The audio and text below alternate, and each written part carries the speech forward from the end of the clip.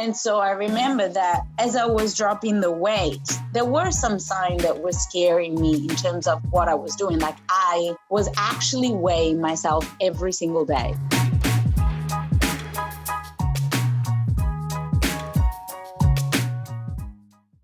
Shh. Welcome to the Secret Life Podcast. Tell me your secret. I'll tell you mine.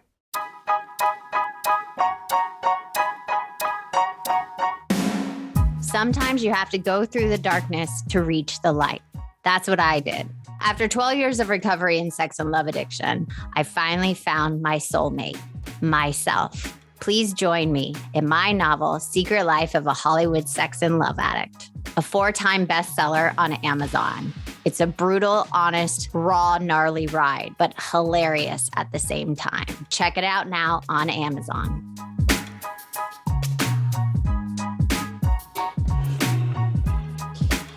Welcome to Secret Life Podcast. I'm Brianne Davis-Gant. Today I'm pulling back the curtains of all kinds of human secrets. We'll hear about what people are hiding from themselves or others. You know, those deep, dark secrets you probably want to take to your grave, or those lighter, funnier secrets that are just plain embarrassing.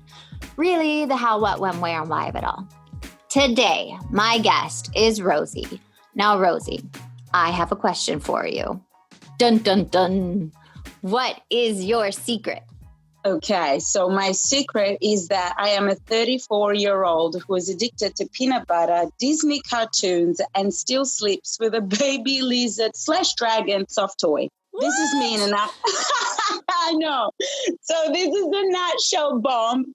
But really, today, the reason why I choose to offer my story to you is because I decided to look into some of the most significant events of my life through a magnifying glass that really took me on a journey from self-destruction to self-care and self-expression and self-love. And speaking of cartoons, I actually watched Moana again last night after, I don't know how many times I've watched it.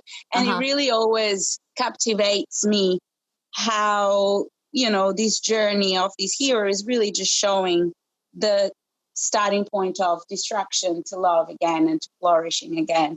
Yeah. And so I think what really gets me of that story each time, besides all the, you know, aside from all the adventures and the monsters and the fantastical creatures, is really how at the beginning we've got Te Fiti, whose heart gets stolen and then it disappears completely, leaves room for this monstrous, destructive Teka until the very end when Moana gives her heart back. And really the revelation is that Te Fiti and Teka were really the same person, just, you know, stripped out of their essence, their heart, and the love that, you know, made them appear that way. And so I just wanted to mention this quote really to start telling my story about this journey. And it says, "I have crossed the horizon to find you. I know your name. They have stolen the heart from inside you, but this is not defining you. This is not who you are. You know who you are." And so I just wanted to start, you know, telling my story of how I tried to really look at all the versions of myself through my life and bring light, love, and energy to all of them, regardless of what the destruction behind them was. So, yeah, basically, I reckon my journey started when I was a kid, and everyone saw me as this really big, shiny bundle of love, who had always food in her mouth, laughing with all my teeth showing and never staying still. You know, my father used to call me monkey and wild goat. Oh my God, me too. My father used to say I was like a monkey. I would like jump all over the walls like a crazy monkey. Yeah, exactly. So That's funny. I think that's my essence, really. This is who I am, and that is my essence and never changed. But then obviously there were some events that started cracking that beautiful essence, like moments of body shaming, and lack of self-confidence and desire to control something that I couldn't see, but was hurting from the inside out. What is, when you say lack of, you said like shaming, the body shaming, did something happen? Did somebody say something, or was it all internal?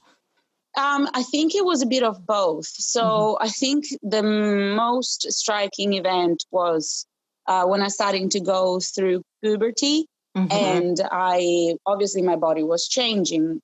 Curves were starting to appear. And it's like wearing a different bodysuit. It literally feels like you're wearing something that is not quite yours. Yeah. And it felt really uncomfortable. And so because being from Italy, we used to go to Sicily, where my family, relatives and extended families were living at the time. And still some of them are there. And so obviously we were going to the beach and there were big feasts at the table. So before, going through puberty, I didn't really care. I was eating whatever. And then my body started changing. And naturally you put on that extra weight and it shows through your clothes, it shows through your bathers. And so I was like telling my mom, I don't want to go to the beach today. Like, I don't feel comfortable. And then you've got periods scares, like, oh my God, what if that happens while I'm at the beach and this is going to be embarrassing. So, all of that started happening. But my mom always tried to comfort me and say, if you want to wear this complete one-piece swimsuit, you can totally do that. That's going to make you comfortable. You can move with ease and it's not going to be a problem. So that's how it all started. She gave me this green swimsuit to wear and I thought, okay, cool, I'll give it a go. And then little did I know that when I came out of the water, it was completely see-through. Oh my God. No, that's like every young girl's worst nightmare. Right? Yeah. And so I just ran to, where my mom was with the umbrella and just got covered with a bath towel. And I said, I'm not going into the water anymore. I'm not going into the water anymore. Aww. And, look, she was so sweet. And obviously I was getting really, when you go through puberty, a lot of changes happen. Hormones, the body, like I said, it's really weird. Yeah, I think for men and women, you don't own your body. Like you said, you're feeling all these things and you're not connected to what's going on. Yes, exactly. And it's like your child mind is still trying to come to agreements with these changes. And you're like, I don't get it. Like, it's really weird. You feel like completely not in your own body. And so I remember seeing this photo. I still have it. It's crazy because all my other 3 siblings were jumping around the water in the photo. They were just smiling and super happy. And I was hiding between my 2 younger sisters, holding my knees and with this super grumpy face. I was like, oh my God, I never forget that moment. It's crazy. And I think everything kind of spiraled from there. And then I don't know, maybe this doesn't sound too bad for other people, but it really affected me. So, while you already are not feeling 100% in your body, then you've got relatives or cousins that pay compliments to you about how beautiful you look and all of that stuff. But that didn't really help me. It made me feel even more ashamed and embarrassed. Right. Because you don't know what to do with that attention or and you're feeling awkward inside and then you're getting this attention that's different from how you're feeling. So you don't even know how to interpret it. Yes, that's right. And also to me, because I didn't feel right, those didn't feel right. I was like, no, why are you telling me these things? I don't believe any of that. And it became really gross to hear those comments. And so, I started wearing huge T-shirts, baggy clothes. And obviously that went on and on for years and years. Do you think it was that, like, not the sexual energy from your cousins, but just that energy coming at you, you didn't know how to handle it? Because I had that problem when I was younger too. Older people started giving me this attention and it was like too much, like it was scary. Yes, most likely. It was a combination of things. Like, you don't know how to handle those things. Plus, you're receiving these weird comments. You're like, what are you trying to say? Like, I don't want that things. Yeah. So it was definitely unrequited attention. You don't know what to do with that. Plus your hormones change. Plus you think, what is really the intention behind that? So right.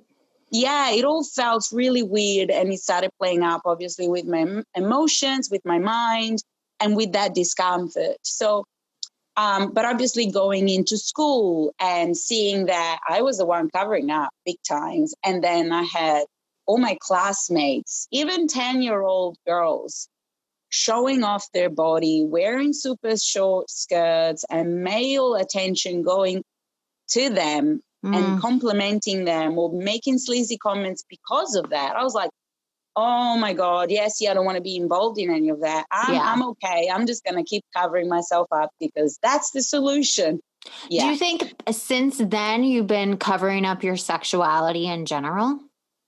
Yes. And that's one of my other points as well, because obviously that looked and felt and sounded so unhealthy for me at the time that it kind of kept on growing and growing into this massive fear of, unveiling my sexuality in a way, because I thought, I kind of don't want to, it just didn't sit right with me that way.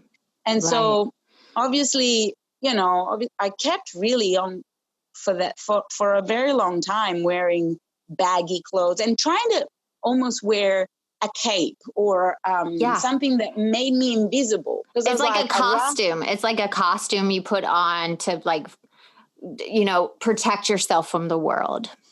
Yes, I didn't want to be seen. I just thought no attention is better than that attention. I'm going to keep focusing on my studies, on being a good student. But I was really trying to pull up a facade that wasn't me anyway. Like it was me partially, but it really was hiding something bigger and more destructive that was happening underneath. It's so interesting you said this because I didn't even know we were going to talk about this, but I had someone today mention that they did the same thing and they found themselves. And I'm not saying, if you're listening, I'm not saying this is your story, but I have to ask it. Yes, do you find yourself sexually anorexic? Like you don't put yourself in that place because it's too intimate. It's too much. You feel too seen. It's just so you shut down that part of you. Yes. Oh, bang yay. on. Ding, ding, ding. That is so, and I'm still discovering and unveiling, I feel like during that phase of my life, I've created all these layers of protection and I'm feeling like since my recovery, which probably started over 10 years ago, it's like taking all those veils off, metaphorically, obviously. It doesn't mean that I'm removing clothes as I leave. No, it's peeling. I say it's like peeling that onion. You're going down the different layers. Yeah, totally. And so I think what made me realize that there was something beneath that pile of clothes that was really hurting underneath is when, a series of tragic events, I would say tragic events, but it's really not that tragic if I look at them now. They feel a lot more tragic when they happen to you, but then you put things in perspective and like, come on, probably other thousands of girls go through this. No, it could, somebody's trauma or tragedy could be not as big as someone else and affect them more. So don't be saying your trauma is any less important than anybody else's. We have trauma. For me, I'm dyslexic. When I couldn't read in front of my mom, it was like the world was over. And if I say that story now, it doesn't sound that important, but it was a huge turning point in my life where it made me feel insecure and stupid. So don't say that. I get it. I totally get it. Yeah. But I think at one point I realized that I was really feeling I couldn't do anything with all that repressed energy. Like I was just focusing on finishing school and be an excellent student as much as possible. I had pressure at home.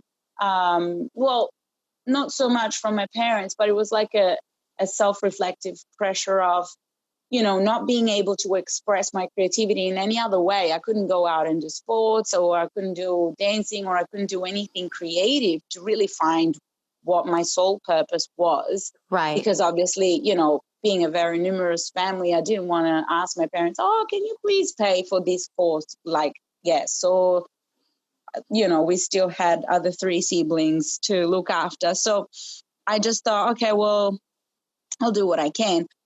But then, you know, I was really suffering inside from not having a direction other than going to school and be good at school and hiding myself again. Right. So a lot of things kept happening. I was overeating at the wrong time for the wrong reason. And that really was hiding a big, massive problem that came out when I was about 15 or 16-year-old, when I started hearing comments about being chubby or being undesirable or being ugly. And that's when it really hit me. And I thought, okay, well, that's enough now. I really need to start changing because I can't keep doing this to myself. Right. And so I started making healthier choices. I started walking more during summertime when we had school holidays. I started asking my parents, you know, just don't come and pick me up. I'll walk home. It's fine. It's healthy. I just need to move. So, and they accepted. I was like, oh, okay, cool, sure. And then obviously I started becoming more interested about other recipes that were not the traditional Italian Mediterranean recipes, like pastas every day, bread every day, meat every day. I just started kind of thinking, well, what I put in my body needs to also change if I want to make a change. But again, I was still focusing on the outside. Like, even if I was changing the diet and the movement, it was still just an outside superficial thing. Right. It definitely changed the inside then, because I started dropping weight and I started thinking that I felt better about myself. But then that spiraled massively into loss of, I don't know, I don't even know how to call it. Like I said in the email, I don't want to call it anorexia because I don't think it was. But I looked very emaciated on the outside. Yeah. And I will tell you, I was anorexic, and it didn't start where I was going to become anorexic. It was very healthy.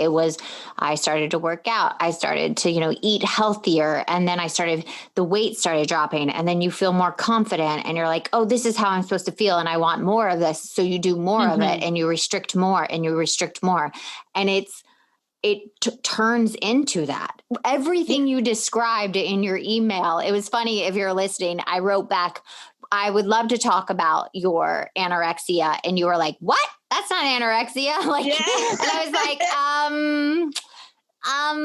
yes, it is.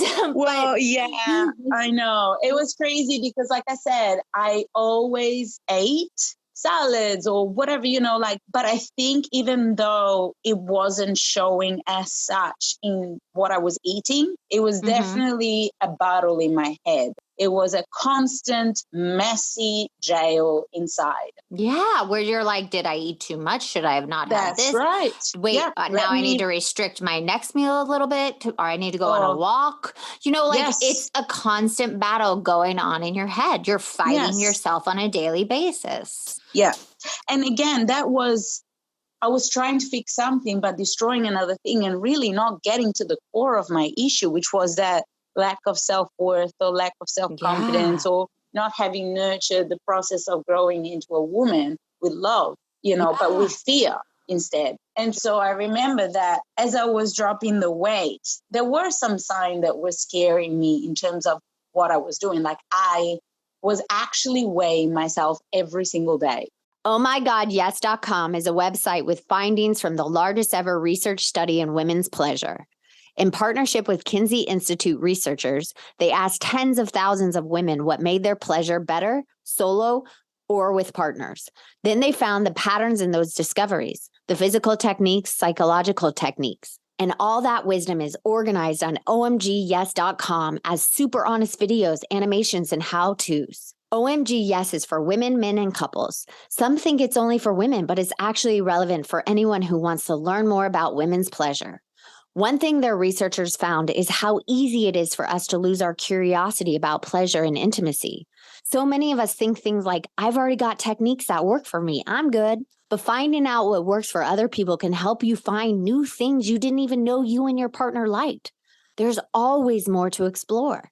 I've used OMG Yes, and it really does feel empowering to see these experiences and techniques detailed so openly without any blushing or shame. What they're doing is long overdue. Go to omgyes.com/secretlife for a special discount. That's omgyes.com/secretlife.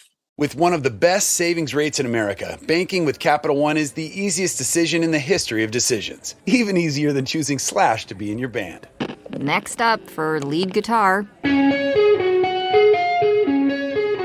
You're in. Cool. Yep, even easier than that. And with no fees or minimums on checking and savings accounts, is it even a decision? That's banking reimagined. What's in your wallet? Terms apply. See CapitalOne.com/bank for details. Capital One NA, member FDIC. Okay, there you go. That is a definite sign. A normie is what I call a normal person. If you're listening, like a normie, doesn't do that.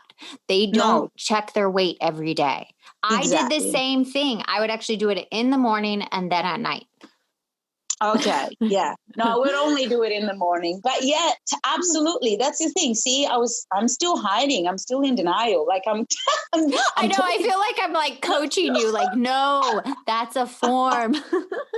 Hey, listen, the only reason we can talk about this is to bring light to this darkness that we hide, that we're ashamed of. I was so ashamed that I turned anorexic. I was like 104 pounds at 5'7.5". How low did you get? Yeah. Oh, I got to 47 kilos. And mind you, which I don't know what it is in pounds. I'm sorry. It's okay. I don't either. 47 kilos. Yeah. It's probably, I don't know. I guess. How tall are you? I'm 1.67 meters. We don't know. We're in two different countries. We'll figure it out. I know, it's so crazy. Yeah, maybe 5 foot something. Okay. Slightly less. I don't know. It's okay.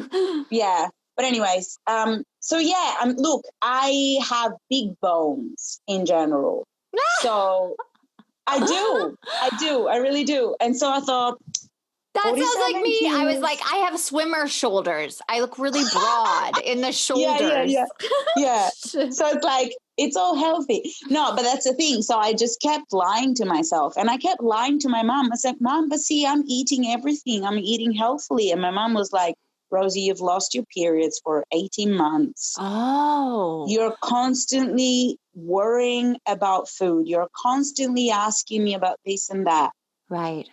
You just have to admit it. You've got a problem and you need to solve it. We need to go to the doctor. Yeah. And I just kept saying, no. I'm just stressed out. I was finishing high school. I didn't go into university straight away, but I wanted to, be a bit more independent and find a job and then figure out what I wanted to do. So, and then my father got sick in the meanwhile. He got cancer and he's fine now. He's under check. But, that was also another big stress. Another big. Yeah, and so I realized that there were so many little things that were keeping, like it was just the tip of the iceberg. Yeah, like I think the fact that I looked emaciated was really the tip of the iceberg of what really was going on inside, which was a huge, huge tangled mess of things that I hadn't spoken about or that I hadn't really dealt with the right amount of care and compassion and empathy. And so, I remember crying in the bathroom saying to my mom, I don't know how to live anymore. Like, I'm so sick of having these thoughts. I'm sick of having to try to control everything. And, my mom at one point said, you know what, let's make the first move. Let's go to the doctor, get you checked, and let's take steps to get at least your periods to come back. Yeah. And then because that's so dangerous as a woman too. Yeah. I'm glad your mom said that. Yeah, no, she's always been super, attentive about these things. And she said, if you don't want to call it anorexia, fine, but we still need to do something about it. And and I think as we spoke about that on the email, I think I never wanted to call it that because I thought I'm not sick. I'm just going through so much stuff that I have to solve, and I don't even know where to start. Yeah, it's it's like the only thing you can control in your life. That's right. That's right. And so after that, sorry, I'm starting to get a bit emotional. It never gets Oh, it's old. okay. I'm right there with you. It's okay. But I think once I started taking the steps, then, I just became a bit more aware of go slow and steady. You don't have to solve it all right now. And I'm still sorting out some issues, And I think once I started going to university and really knowing what I wanted to do with my life, and I just started finding really what my passions were, what my purpose was, and what I really wanted to achieve. It took me 10 years, to be where I am now. But I think slowly, and I'm not done yet, We're never done. We're never done. But I feel like I'm definitely a lot more aware, and I'm definitely more conscious about the steps that I need to take to, be with that teenager and talk to that teenager as an adult version of me, to say, it's okay. If you want to hide, but then know that you don't want to stay in there too long. Yeah. Because you can get lost in there in the dark. Yeah. It is about getting lost sometimes. And, it's okay as long as you are still holding a torch and see the road and the light to get back to who you really are. Yeah.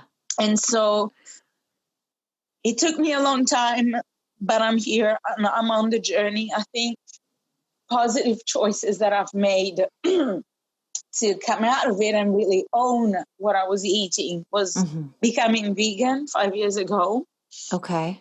Which was really great because I felt I was really happy with the choice that I was making, and my body was feeling very grateful and thankful for the choices that I was making for myself. Obviously, I started meditating and exercising and doing body combat or running, and all of those things really were no more a way to escape from the problems and lose weight, but it was more allowing the journey of discovery, allowing the great feeling of feeling your body moving with a purpose, with the intention of really recovering rather than destroying yourself again. It was serving the purpose of discovering and rebuilding rather than take more weight off your body. Like, the weight didn't have to be physical, but it had to be emotional. So it's like I wanted to strip off something of my body that was really energetical and start again. Yeah. I think if we wanted to put it as a metaphor of the weight loss, is never just physical. It's like you want to get rid of something, but you can't do it yourself because it's too much to remove layers inside of, fear and disgust and shame and all of that. Yeah. Sometimes it's harder to do it on the inside. So you go on the outside. God, it's 20 times harder. It's 1,000 times harder. It's so hard to dig deep and see why we do these things where we want control over our life. And what really helped me when I was in the throes of my anorexia? If you're out there and you're struggling, two things really helped me, and I haven't spoken about them and I want to share them with you. But when I got to my thin weight, someone took a picture of me and I saw the picture and I was like, oh my God, I am so teeny. So that was a really big, and a lot of places do that. They take pictures so you can actually, because your vision of yourself is so distorted. Totally. Sometimes you have to see it from a different lens. So that really helped me. And then the last thing, especially since you are still kind of struggling and coming through all this emotional stuff you're going through and letting go of this control aspect, I kept thinking, am I going to be on my deathbed? And I didn't allow myself to live. Yes. I didn't allow myself to have that piece of bread and then, yes, go on a walk, but not like obsess about it. And it just really put it in perspective for me. Yeah. And years of therapy and all that stuff. Like but those were the first things that really got me to be like, I have to change. I can't keep living like this anymore. Yeah, absolutely. And yeah, I actually remember I've got photos where I was like, gosh, you can tell whatever you like, but you were absolutely non-existent. Like there was nothing on me. And I can't believe. Yeah. I was just completely, doing things. But inside I was like feeling that there was still something missing. And I think what was missing really was that love, compassion, and purpose. And like, what am I doing with my life? And I think I love, I can't remember who said that, but don't die with the music inside of you. Oh, I've never heard that. That's beautiful. Yeah, it is beautiful. And it's like, I need to express all of this somehow. And so, years ago, then I realized that I am an artist and I am a creator and I am also an actress and I am a writer. And I am a teacher. So I was like, okay, I can see all of this now happening. And that really defining who I was at the core was what helped me rebuild from the inside out. Oh, I love that. So, finding your purpose and your passion. Yeah, because I had none. So I was trying to find it by looking good outside, which I never felt like I did anyway. Yeah, it's like empty. It's an emptiness. I do have a question for you, and I really want to get to this question. Yes. Who do you think keeping this eating disorder, I'm going to call it, you can call it what you want, but who do you think it harmed and who did it benefit? Okay, so it definitely harmed a stage of me and a stage of my family, because what was creating was divide. I did not want to talk about it. Or if I did, it was just a hit and miss with my mom. But I didn't want to talk about it openly. I didn't want to admit that I had a problem because I thought my problem is not important at the moment. There's so much more on the plate. I don't need to tell anybody about that. We don't need to solve that now. It'll sort itself out.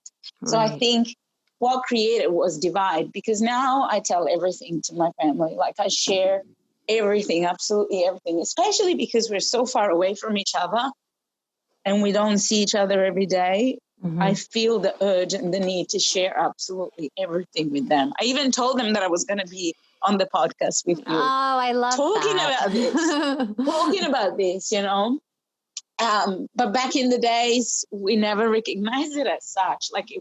So I think it created a divide. It created lack of communication. It created anger and impatience in me. And, I wasn't really my full self. So it definitely harmed me and my family.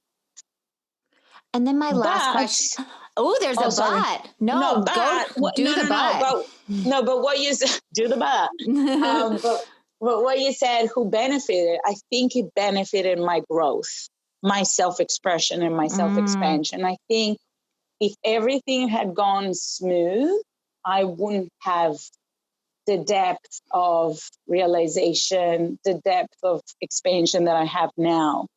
So even though it hurts to talk about that sometimes because it's very vulnerable, I feel like talking about it really does help, especially because every time I kind of expose myself in that regard, it really shines a light into a different corner or a, different face of the prism.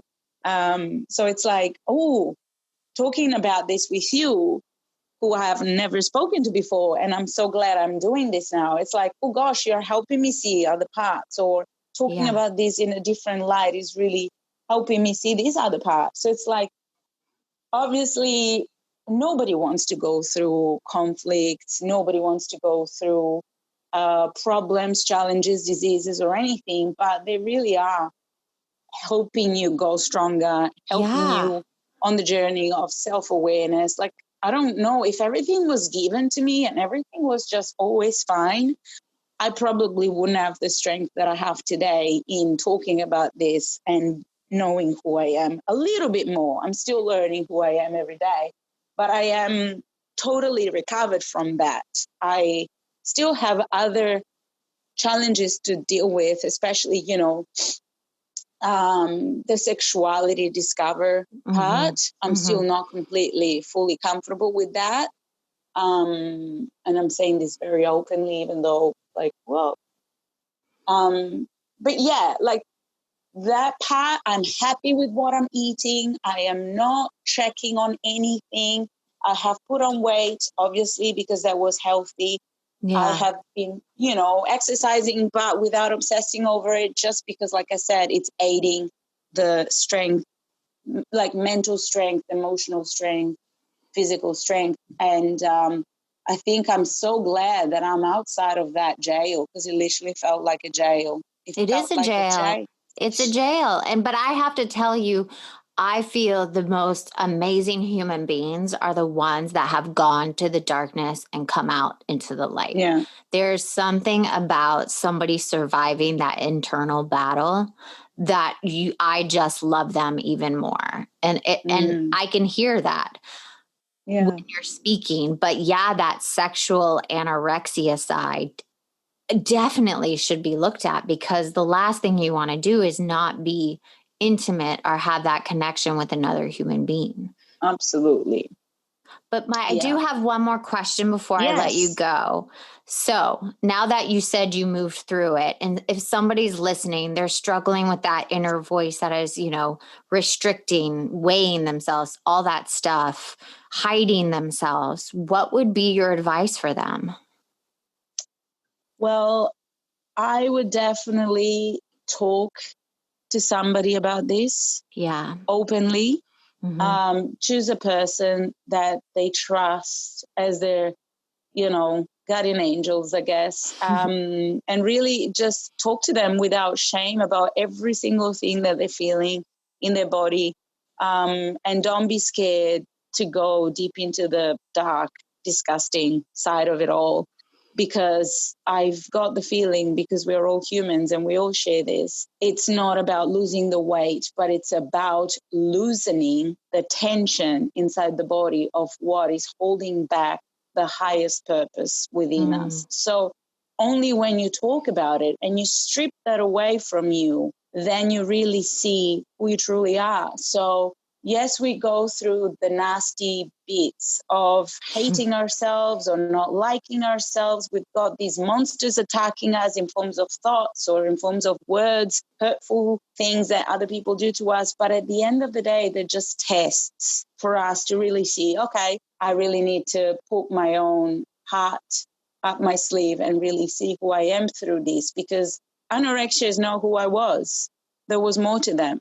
Yeah. And that's why also Moana's song really is striking for me, because whatever you go through doesn't define you. And I think back in the days, I was scared to say that I had anorexia in some sort or form, because I was scared that that was going to define me. And I didn't want to be defined by that. Wow. So I think, that's the other thing. Like, that's not who we are. Your disease, your disorder, your mental health status is not who you are. Everything passes as long as you give them time to express themselves and talk openly as they are. Even though they sound ugly and they sound messy and they don't make sense. Just, I think, write, create in any form, draw. I've drawn a lot of dark figures to let that darkness come through and out of me rather than keeping it stuck inside. So I think,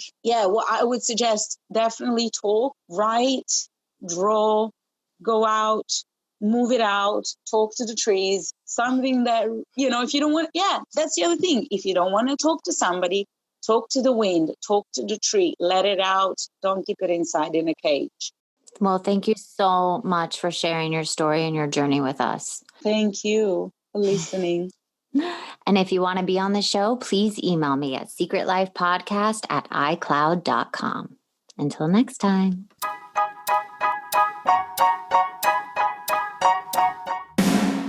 Thanks again for listening to the show. Please subscribe, rate, share, or send me a note at secretlifepodcast.com. And if you'd like to check out my book, head over to secretlifenovel.com or Amazon to pick up a copy for yourself or someone you love. Thanks again. See you soon. With one of the best savings rates in America, banking with Capital One is the easiest decision in the history of decisions. Even easier than choosing Slash to be in your band. Next up for lead guitar. You're in. Cool. Yep, even easier than that. And with no fees or minimums on checking and savings accounts, is it even a decision? That's banking reimagined. What's in your wallet? Terms apply. See CapitalOne.com/bank for details. Capital One N.A. member FDIC. And now another no-brainer money-saving tip from Progressive. That doesn't sound good. The paper shredder's jammed, but I think I fixed it. Oh, well, try shredding these $50 bills then. Seems like it's working. Better try another $400. Stop. Instead of using money, use regular paper. And here's a better tip from Progressive on how not to waste money. Don't pay too much for car insurance. Drivers who switch and save could save hundreds. Progressive Casualty Insurance Company and Affiliates. Potential savings will vary.